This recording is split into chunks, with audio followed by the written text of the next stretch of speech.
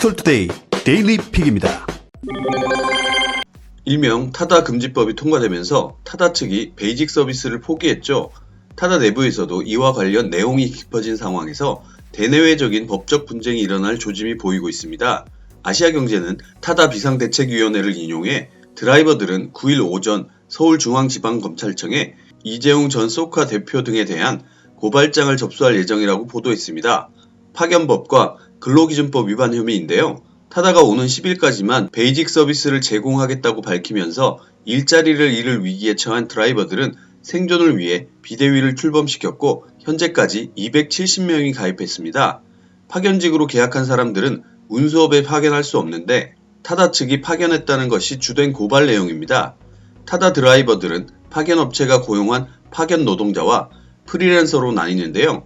파견법 시행령 제2조에는 근로자 파견 대상 및 금지 업무에는 여객자동차 운수사업법에 따른 여객자동차 운송사업의 운전 업무가 포함됩니다.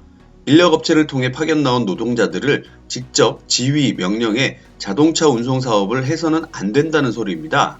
비대위는 타다 측이 프리랜서 드라이버들에게 불법 근로감독을 했다는 정황에 대해서도 근로기준법 위반 혐의 등으로 고발할 방침입니다. 김태환 비대위 위원장은 타다가 불법 근로감독을 하지 않았다고 주장하지만 드라이브 어플리케이션을 통해 대기지를 이탈하면 페널티를 주고 고객 평점이 4.5점 이하면 배차를 주지 않겠다고 공지했다고 주장했습니다.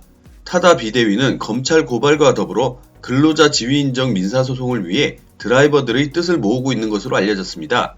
드라이버들이 단체로 행동하면 집단소송이 승소할 확률이 높다고 판단했기 때문이죠. 비대위는 오는 27일 소장을 접수한다는 계획입니다. 코로나19 확산 등 경기 침체 분위기에서 어려운 상황에 처한 자영업자들을 위한 착한 임대 운동이 일고 있는데요. 사실 이런 움직임은 지극히 일부라는 반응도 적지 않습니다.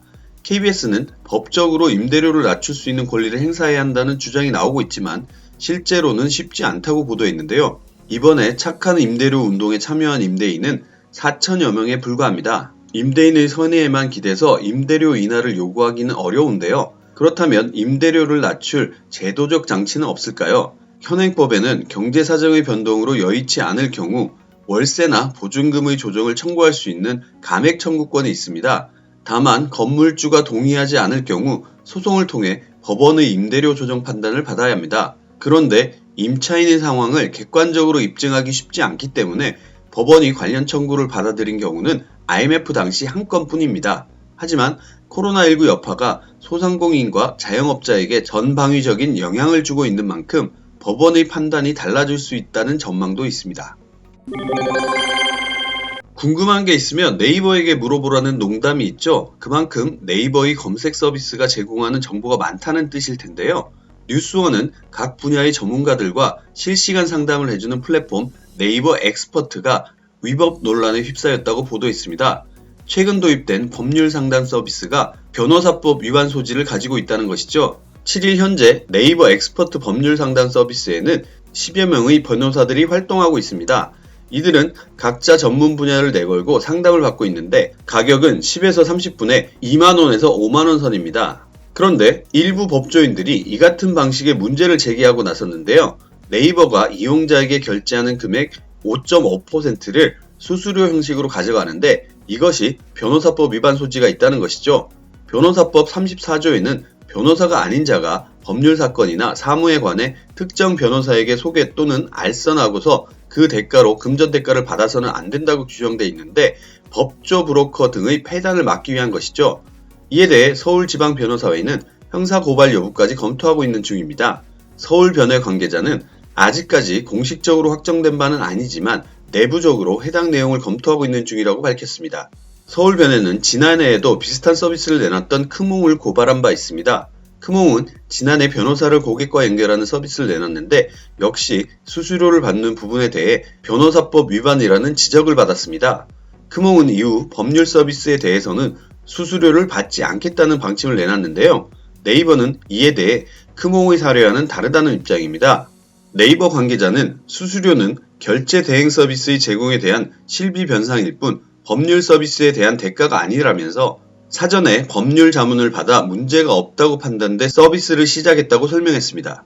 법조계 내에서도 의견은 엇갈리는데요.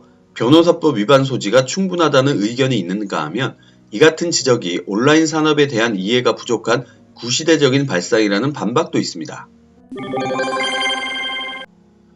N번방 사건으로 음란물이 사회적 이슈가 된 가운데 온라인 카페로 퍼지는 피싱 위협이 발견돼 사용자의 주의가 필요하다는 경고가 나왔습니다. 안랩은 최근 유명 포털의 온라인 카페에서 특정 연예인의 음란 동영상 게시물로 위장해 개인정보 탈취를 노리는 피싱 사례를 발견했다고 밝혔는데요. 공격자는 사전 탈취한 국내 유명 포털 계정 정보로 다양한 온라인 카페에 연예인 음란 동영상을 위장한 게시글을 작성했습니다. 공격자는 제목에 유명 연예인의 실명을 언급하고 본문에는 자극적인 이미지를 포함해 사용자의 호기심을 자극했습니다.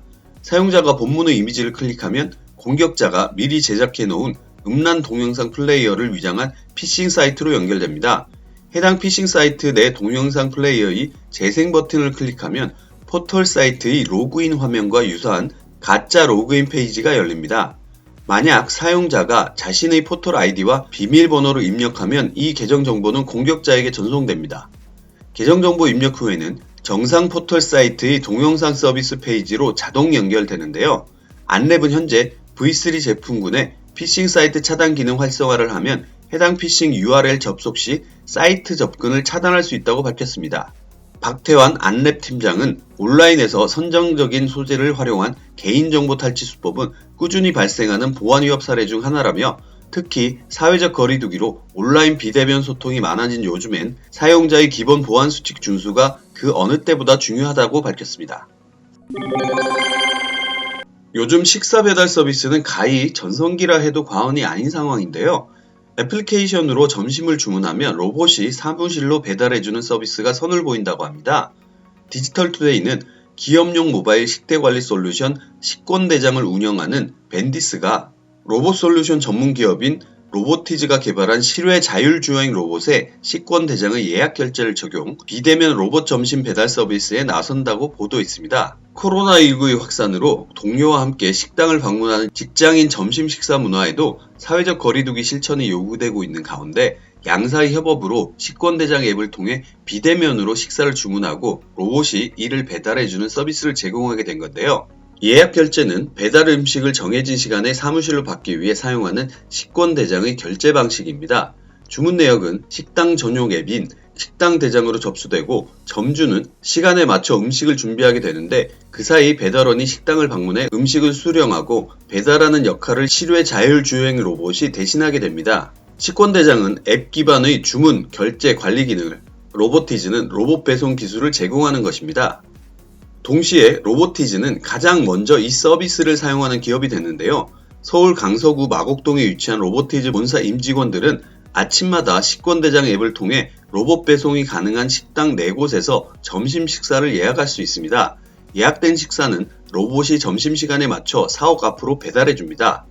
이와 같은 서비스가 가능한 것은 로보티즈가 지난 12월 로봇 분야 최초로 실외 자율주행 로봇 규제 샌드박스, 즉 규제 면제 또는 유예 제도 실증 특례를 통과했기 때문입니다. 현행법상 실외 자율주행 로봇은 공공도로 보도 통행이 불가능하지만 로보티즈는 특례 통과 시점부터 2년간 마곡동 인도와 횡단보도 등을 주행하는 실외 자율주행 로봇 실증 테스트를 할 수 있습니다.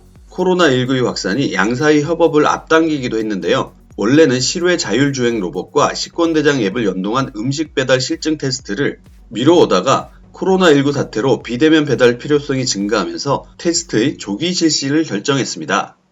행복한 하루 디지털투데이였습니다.